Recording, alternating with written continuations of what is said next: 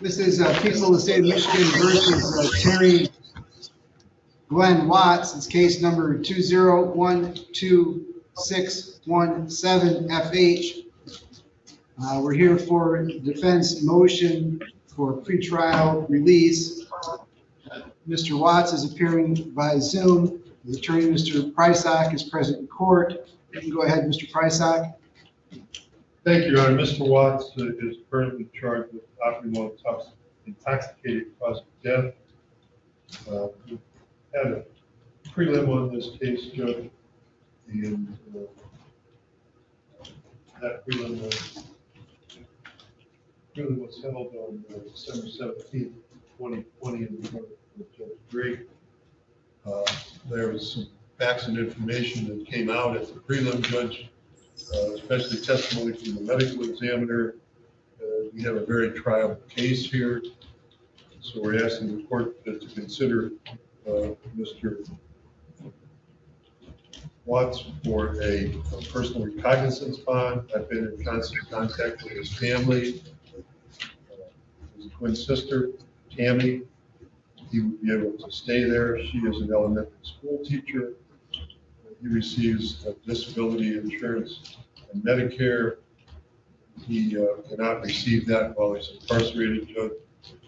He also has cardiovascular disease. We provided the court with a copy of a letter from his physician's assistant and his physician, Dr. Bardwell. We're asking the court to take those factors into consideration and release him on a personal recognizance. I've been in constant contact with him. He called me from jail. We have conversations, numerous conversations regarding his case and the situation. Mr. Stay? Your Honor, I did file a response. Did the court get that response? I did. All right.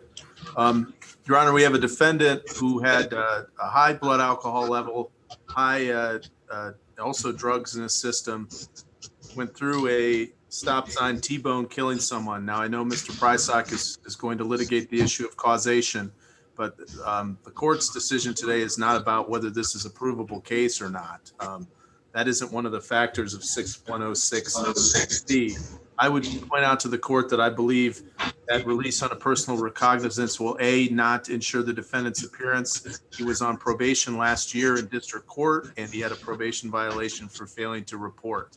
Secondarily, I believe that the releasing the defendant on a personal recognizance bond will present a danger to the public. I do not believe the defendant has any insight as to his alcohol problem. While he was on probation for domestic violence, there was a probation violation filed about drinking. And I did reference some letters, which I don't think are particularly essential for the court to review, but basically sort of a ranting about this case. And the best way I can explain it is not really taking it seriously. I think the court should deny this motion and leave the bond as set.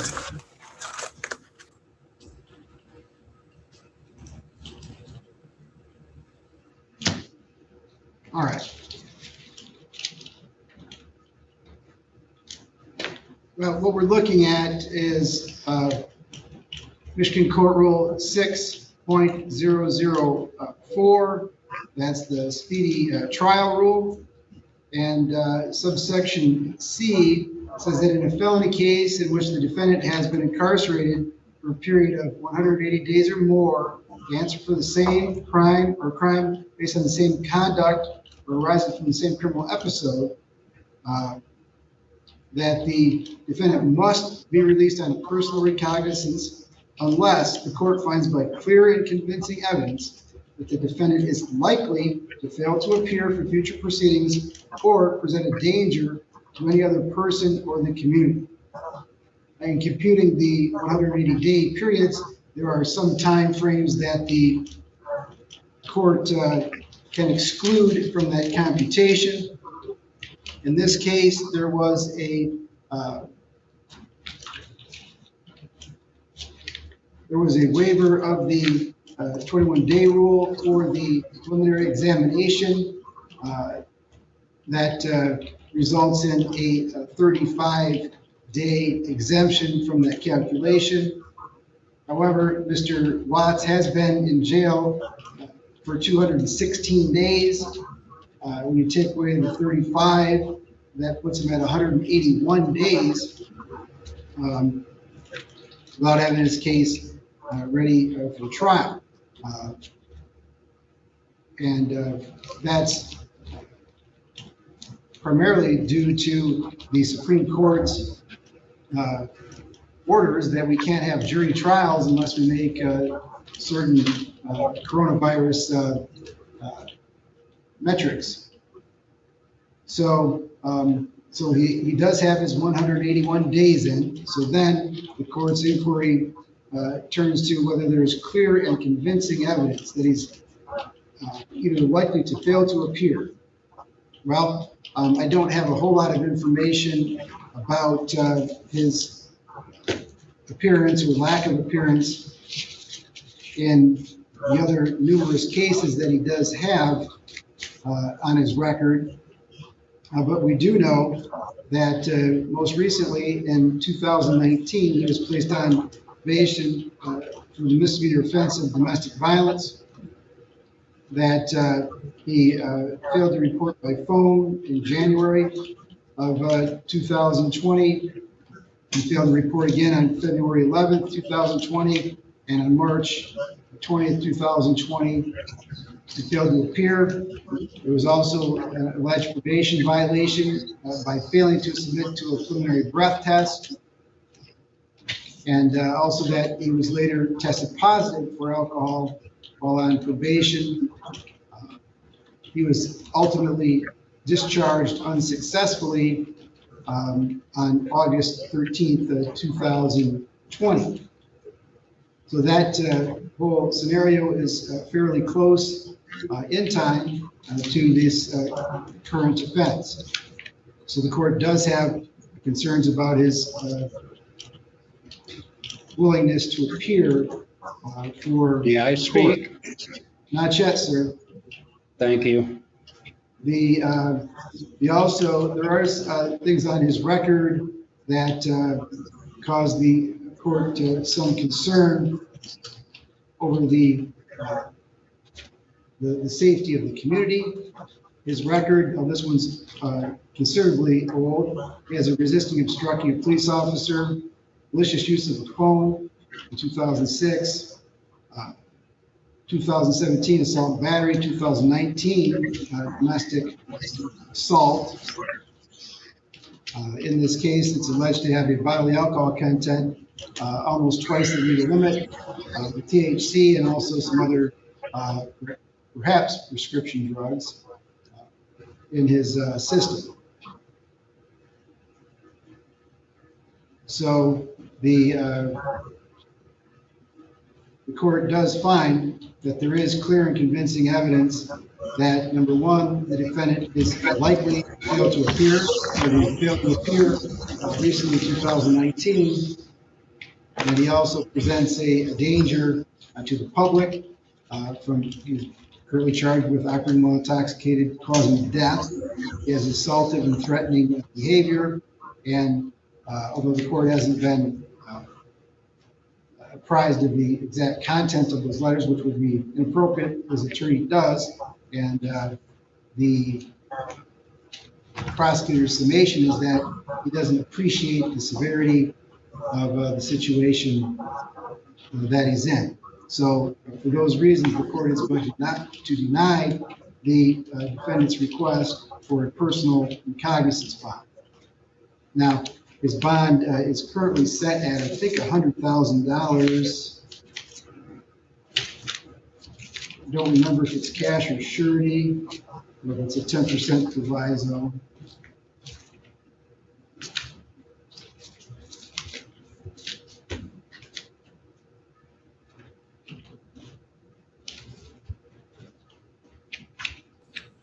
I recalled it being $100,000 cash, Your Honor. But It is cash and surety, Judge, set by Judge Drake on Okay. October 22nd, 2020. And also from my file, I don't see that we have a new trial date set for Mr. Watts yet. You aware of the new trial date, Mr. Stay or Mr. Prysock? No, Your Honor. All right. No, I have not, Judge. Yeah, I didn't see one in the court's file yet either.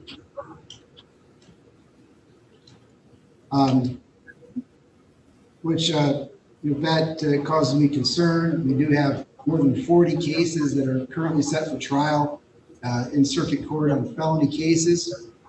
And Mr. Watts is obviously incarcerated. So the court would consider reducing his bond from the $100,000 cash or surety. And Mr. Prysock, you indicated that he does have family support and a place to stay. He's currently on disability. Do you have any other factors that the court should consider in reviewing this bond? Nothing that I haven't already mentioned to the court that's in my motion.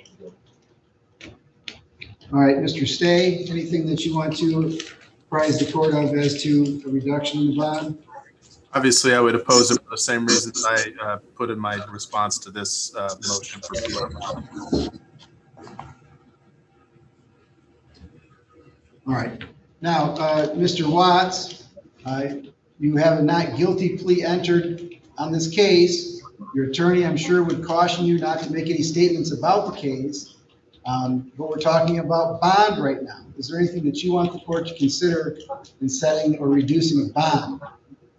Respectively, Your Honor, yes, sir. The bond or my probation, back in those days, I had the truck that was involved in the accident, it was over 17 years old. The one case where I did not show up and did not call, it wasn't because I didn't want to, it was because I had a flat tire and I didn't have a spare to fix it. And my probation officer heard from my sister Tammy, who came up and gave me the money to replace it, but by then it was too late. The other two times I did call my probation officer, she let things slide over the phone, making it a phone visit basically. And I want to say respectfully, before any of this, that I do have, and I've cried many tears over this incident, and it comes a time where I have to move on. I wrote a letter to Stephen's family. I also am not somebody who's going to run.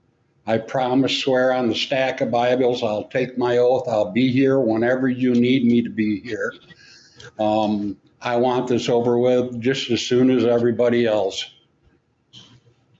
And that's pretty much what I'd like to say. And I hope the court has mercy on myself and my behalf, and lowering my bond to a reasonable amount. And I promise I'll be here whenever, and I'll make the phone calls. I'll do whatever the court wants me or asks me to do. And that'll be all, I guess, Your Honor. All right. The court is going to reduce the bond to $50,000 cash or surety with all the standard conditions, plus that if he was able to post that, the court would require that he be fitted with a scram tether, and he'd be subject to random testing for the use of controlled substances. Question? Yes? This $50,000, is that the 10%, or do I have to come up with a full 50,000, which It's cash or surety. You can go to a bondsman. They typically charge 10% of the face amount of the bond with collateral, but I'm not doing a 10% surety bond. No, that can't happen. I mean, it can happen, Your Honor. I mean, it's your court, but I don't have any of that. There's no way I could come up with 50 or 5,000 just to give to a bonds person. I don't have that type of money, and I can't come up with 50,000. So All right, well, that's that the really order. does. That's the order of the court, and we will look to expedite setting your trial as soon as we can. We give a priority to people that are currently lodged pending trial, so we're going to get a date for you as soon as we can. So that's all for today. What are